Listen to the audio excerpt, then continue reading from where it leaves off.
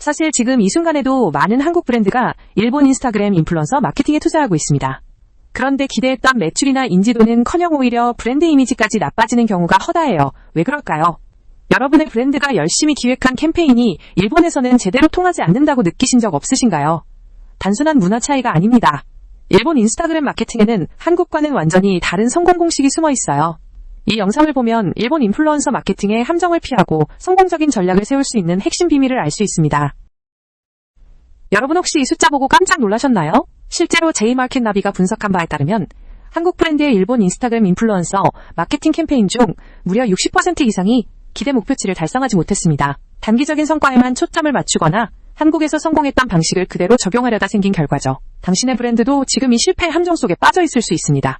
그럼 왜 이렇게 많은 브랜드가 일본에서 어려움을 겪는 걸까요? 다음 슬라이드에서 여러분의 마음속 목소리를 대변하는 질문을 던져볼게요. 유명한 일본 인플루언서와 비싼 돈 주고 협업했는데 좋아요만 많고 실제 구매는 안 늘어난 경험 있으세요?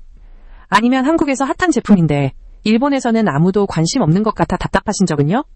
광고비를 쏟아부어도 돌아오는 건광고 티 나는 콘텐츠와 미적지근한 반응뿐이었나요? 여러분의 고민은 너무나 당연합니다. 일본 소비자는 한국 소비자와는 완전히 다른 시선으로 인플루언서 콘텐츠를 바라보기 때문이에요. 그 근본적인 차이를 이해하지 못하면 아무리 노력해도 헛수고가 될 수 있습니다.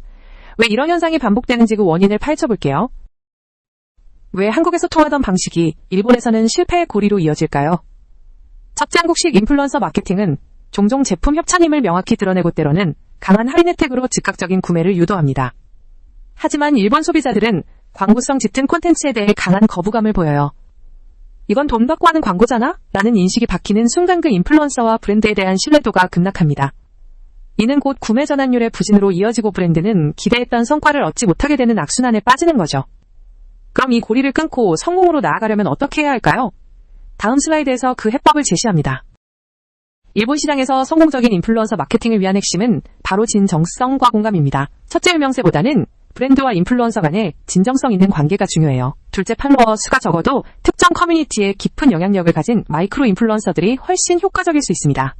마지막으로 단순히 제품을 홍보하는 것을 넘어 일본 소비자의 일상과 감성에 스며드는 콘텐츠를 만들어야 해요. 이 세 가지가 바탕이 될 때 비로소 일본 소비자들은 여러분의 브랜드에 마음을 열 것입니다. 그럼 구체적으로 어떤 인플루언서를 찾아야 할까요? 다음을 보세요. 일본 인플루언서를 발굴할 때 가장 중요한 것은 팔로워 수가 아니라 공감 지수입니다. 얼마나 많은 팔로워가 인플루언서의 콘텐츠에 진정으로 반응하고 소통하는지를 봐야 합니다.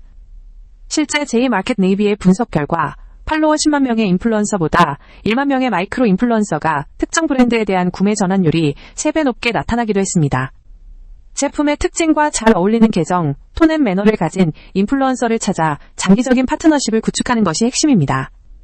단순히 광고비를 지급하는 관계를 넘어 브랜드의 찐팬으로 만들 수 있다면 금상첨화죠. 그럼 이들과 어떤 콘텐츠를 만들어야 할까요? 진정성 있는 콘텐츠를 만들려면 인플루언서에게 어느 정도의 자율성을 부여해야 합니다.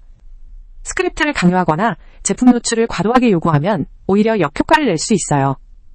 J마켓네이비의 성공 사례 중 하나인 한국 스킨케어 브랜드 비사는 일본 인플루언서들에게 제품 사용 후기를 자신의 언어로 표현하게 했고 그 결과 소비자들의 폭발적인 공감을 얻었습니다. 제품이 인플루언서의 일상에 자연스럽게 녹아들어 마치 친구가 추천하는 듯한 스토리를 만들어야 해요. 그리고 가장 중요한 것은 캠페인 종료 후에도 인플루언서와 그리고 팔로워들과 꾸준히 소통하며 관계를 이어가는 것입니다. 그렇다면 이러한 노력의 성과는 어떻게 측정해야 할까요?